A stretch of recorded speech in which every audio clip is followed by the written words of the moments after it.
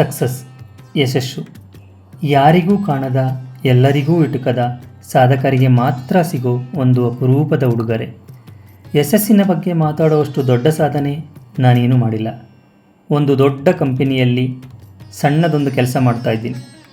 ದೇವಗಾನಹಳ್ಳಿ ಅನ್ನೋ ಒಂದು ಪುಟ್ಟ ಗ್ರಾಮದಿಂದ ಮೊದಲಾಗಿ ಡೆಲ್ಲಿಯಲ್ಲಿ ಮ್ಯಾನೇಜರ್ ಆಗೋವರೆಗೂ ಒಂದು ದೊಡ್ಡ ಯುದ್ಧವನ್ನೇ ಮಾಡಿದ್ದೀನಿ. ನಾನು ಈ ಯುದ್ಧದಲ್ಲಿ ಗೆದ್ದಿದ್ದೀನೋ ಇಲ್ಲವೋ ಇಲ್ಲಿವರೆಗೂ ಗೊತ್ತಿಲ್ಲ.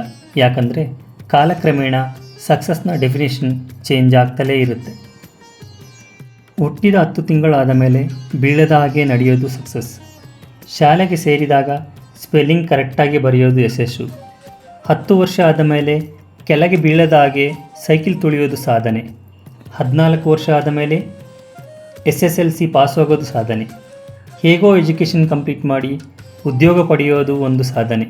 ಹೀಗೆ ನೋಡ್ತಾ ಹೋದರೆ ಪ್ರತಿಯೊಂದು ಹಂತದಲ್ಲೂ ಸಕ್ಸಸ್ನ ಡೆಫಿನೇಷನ್ ಚೇಂಜ್ ಆಗ್ತಲೇ ಇರುತ್ತೆ.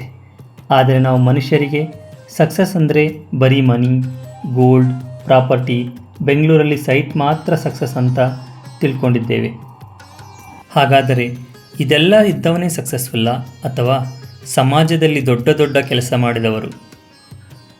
ಪ್ರಪಂಚವನ್ನೇ ಗೆದ್ದ ಅಲೆಕ್ಸಾಂಡರ್ ದ ಗ್ರೇಟ್, ರಾಷ್ಟ್ರಪಿತ ಅನ್ನಿಸಿಕೊಂಡ ಗಾಂಧಿ, ಪೇಪರ್ ಬಾಯ್ ಆಗಿ ಜೀವನ ಆರಂಭ ಮಾಡಿ ಪ್ರೆಸಿಡೆಂಟ್ ಆದ ಅಬ್ದುಲ್ ಕಲಾಮರು, ವಚನಗಳಿಂದ ಮನುಕುಲಕ್ಕೆ ಸಮಾನತೆಯ ಸಂದೇಶವನ್ನು ನೀಡಿದ ಬಸವಣ್ಣ, ತ್ರಿವಿಧ ದಾಸೋಹಿ ಶಿವಕುಮಾರ ಸ್ವಾಮಿಗಳು. ಹೀಗೆ ನೋಡಿದರೆ ದೊಡ್ಡ ದೊಡ್ಡ ಸಾಧನೆಗಳು ಮಾಡಿದವರು ಭಾಳ ಕಡಿಮೆ ಜನ ಇದ್ದಾರೆ.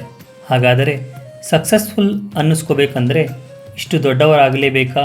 ಇಲ್ಲ ಹಣ, ಆಸ್ತಿ, ಅಂತಸ್ತು ಇರಲೇಬೇಕಾ? ಸಕ್ಸಸ್ಗೆ ಬೇರೆ ಡೆಫಿನೇಷನ್ ಏನು ಇಲ್ವಾ ಅನ್ನೋ ಪ್ರಶ್ನೆ ನನ್ನನ್ನು ತುಂಬ ದಿನದ ಕಾಡ್ತಿತ್ತು.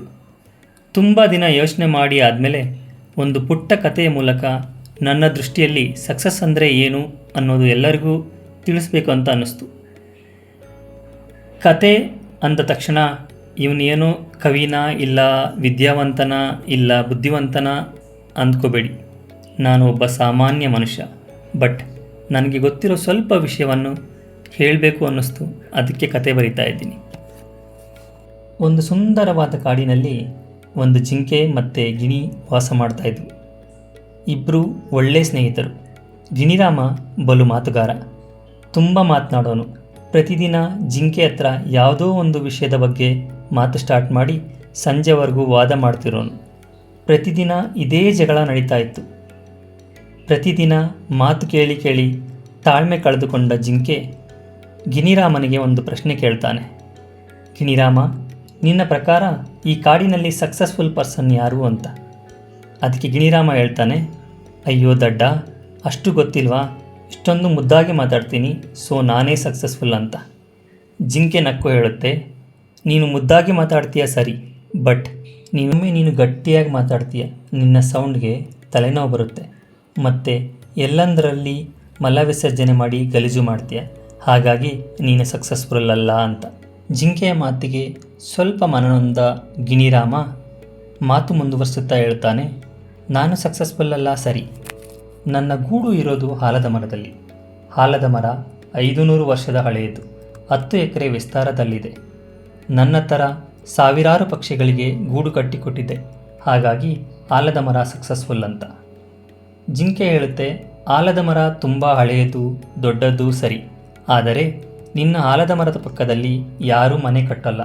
ಯಾಕಂದರೆ ಆಲದ ಮರ ಸ್ವಲ್ಪ ಬೆಳೆದ ಮೇಲೆ ಪಕ್ಕದಲ್ಲಿ ಇರೋ ಮನೆಗಳ ಗೋಡೆ ಎಲ್ಲ ಬಿರುಕು ಬಂದು ಬಿದ್ದು ಹೋಗುತ್ತವೆ. ಹಾಗಾಗಿ ಆಲದ ಮರದ ಪಕ್ಕದಲ್ಲಿ ಯಾರೂ ವಾಸ ಮಾಡಲ್ಲ. ಹಾಗಾಗಿ ನಿನ್ನ ಆಲದ ಮರ ಯಶಸ್ವಿ ಅಲ್ಲ ಅಂತ. ಗಿಣಿರಾಮನಿಗೆ ಸ್ವಲ್ಪ ಕೋಪ ಬಂತು. ಆದರೂ ಸೋಲು ಒಪ್ಕೊಳ್ಳದೆ ಮತ್ತೆ ಮಾತು ಮುಂದುವರಿಸುತ್ತಾ ಹೇಳುತ್ತೆ, ಈ ಕಾಡಿನಲ್ಲಿ ಎತ್ತರವಾದ ಮರ ಇದೆ. ಅದರ ಹೆಸರು ದೇವದಾರು ಅಂತ. ಅದು 700 ವರ್ಷದ ಹಳೆಯದು.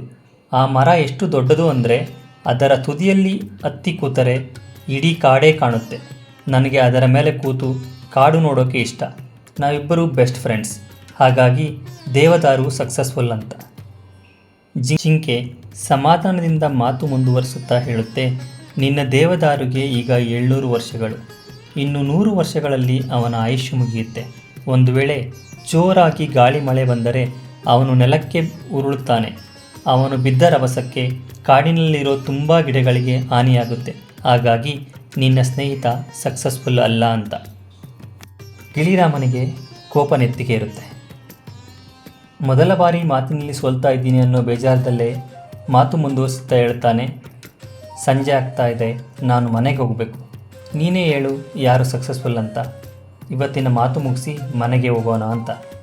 ಅದಕ್ಕೆ ಜಿಂಕೆ ಹೇಳುತ್ತೆ, ನಾನು ನಿನಗೆ ಯಾರು ಸಕ್ಸಸ್ಫುಲ್ ಅಂತ ಬಾಯಿ ಮಾತಲ್ಲಿ ಹೇಳಿದರೆ ಅರ್ಥ ಆಗೋಲ್ಲ. ಅದನ್ನು ನಿನಗೆ ತೋರಿಸಿ ಹೇಳಬೇಕು. ಅದಕ್ಕೆ ನೀನು ಈಗ ಮನೆಗೆ ಹೋಗು. ನಾಳೆ ಬೆಳಗ್ಗಿನ ಜಾವ ಸೂರ್ಯ ಹುಟ್ಟುವಾಗ ನದಿ ತೀರಕ್ಕೆ ಬಾ, ಅಲ್ಲಿ ನಿನಗೆ ತೋರಿಸ್ತೀನಿ ಯಾರು ಸಕ್ಸಸ್ಫುಲ್ ಅಂತ ಹೇಳಿ ಜಿಂಕೆ ಮನೆಗೆ ಹೊರಡ್ತು. ಮನೆಗೆ ಹೋದ ಗಿಣಿರಾಮ ರಾತ್ರಿಯೆಲ್ಲ ನಿದ್ದೆ ಮಾಡದೆ ಯೋಚನೆ ಮಾಡ್ತಾ ಇದ್ದ, ಯಾರು ಈ ಸಕ್ಸಸ್ಫುಲ್ ಪರ್ಸನ್ ಅಂತ. ಅವನ ಮನಸ್ಸಲ್ಲಿ ತುಂಬ ಹೆಸರುಗಳು ಬರ್ತಾ ಇತ್ತು. ಆದರೂ ಮತ್ತೆ ಎಲ್ಲಿ ನನ್ನ ಆನ್ಸರ್ ತಪ್ಪಾಗುತ್ತೇನೋ ಅಂತ ಭಯದಿಂದ ಯೋಚನೆ ಮಾಡೋದನ್ನು ನಿಲ್ಲಿಸಿ ನಿದ್ರೆಗೆ ಜಾರುತ್ತಾನೆ. ಬೆಳಗಿನ ಜಾವ ಎದ್ದು ಜಿಂಕೆ ಹೇಳಿದ ಜಾಗಕ್ಕೆ ಹೋಗಿ ಕುತೂಹಲದಿಂದ ಯಾರು ಈ ಸಕ್ಸಸ್ಫುಲ್ ನೋಡೇ ಬಿಡೋಣ ಅಂತ ವೆಯ್ಟ್ ಮಾಡ್ತಾ ಇದ್ದ ಗಿಣಿರಾಮ. ಜಿಂಕೆ ಬಂದು ಗಿಣಿರಾಮನನ್ನು ನೋಡಿ ನಕ್ಕು ಹೇಳುತ್ತಾನೆ, ಗಿಣಿರಾಮ ನೋಡು, ಇಲ್ಲಿ ಕಾಣ್ತಾ ಇದೆಯಲ್ಲ ಈ ಮಲ್ಲಿಗೆ ಹೂವು, ಇದೇ ಈ ಕಾಡಿನ ಸಕ್ಸಸ್ಫುಲ್ ಪರ್ಸನ್. ಯಾಕಂದರೆ ಇದು ಬದುಕೋದು 12 ಗಂಟೆ ಮಾತ್ರನೇ.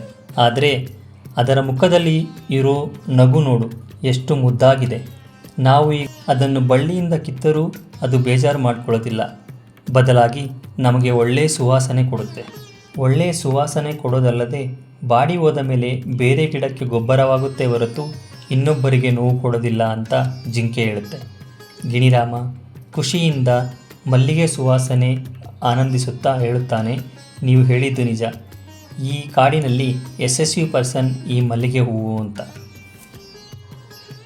ಮೋರಲ್ ಆಫ್ ದ ಸ್ಟೋರಿ ಇಷ್ಟೇ ಫ್ರೆಂಡ್ಸ್. ಸಕ್ಸಸ್ಫುಲ್ ಅನ್ನಿಸ್ಕೋಬೇಕು ಅಂದರೆ ಕಾರ್, ಗೋಲ್ಡ್, ಮನೆ ಸಂಪಾದನೆ ಮಾಡಬೇಕಾಗಿಲ್ಲ. ಸಮಾಜದಲ್ಲಿ ದೊಡ್ಡ ದೊಡ್ಡ ಹೆಸರು ಮಾಡಬೇಕಾಗಿಲ್ಲ. ಸಮಾಜಕ್ಕಾಗಿ ದೊಡ್ಡ ಕೆಲಸನೂ ಮಾಡಬೇಕಾಗಿಲ್ಲ. ಹಾಗಂತ ಸಂಪಾದನೆ ಮಾಡಬೇಡಿ ಅಂತ ಹೇಳ್ತಿಲ್ಲ, ಸಂಪಾದನೆ ಮಾಡಿ. ಆದರೆ ಇರುವಷ್ಟು ದಿನ ನಗ್ತಾ ಇರಿ, ಯಾರಿಗೂ ತೊಂದರೆ ಕೊಡಬೇಡಿ. ನಿಮ್ಮ ಕೈಯಲ್ಲಾದಷ್ಟು ಹೆಲ್ಪ್ ಮಾಡಿ. ಸಿಂಪಲ್ ಲೈಫ್ನ ಲೀಡ್ ಮಾಡಿ. ಸಿಂಪಲ್ಲಾಗಿರಿ. ಎಲ್ಲರನ್ನೂ ಸಮಾನವಾಗಿ ಟ್ರೀಟ್ ಮಾಡಿ. ಅದೇ ಸಕ್ಸಸ್ಸು. ಅದನ್ನೇ DVG ಅವರು ಹೇಳೋದು, ಹುಲ್ಲಾಗು ಬೆಟ್ಟದಡಿ ಮನೆಗೆ ಮಲ್ಲಿಗೆಯಾಗು ಎಲ್ಲರೊಳಗೊಂದಾಗು ಮಂಕುತಿಮ್ಮ ಅಂತ. ನಿಮ್ಮ ಅಮೂಲ್ಯವಾದ ಸಮಯವನ್ನು ನನಗಾಗಿ ಕೊಟ್ಟಿದ್ದಕ್ಕೆ ಧನ್ಯವಾದಗಳು.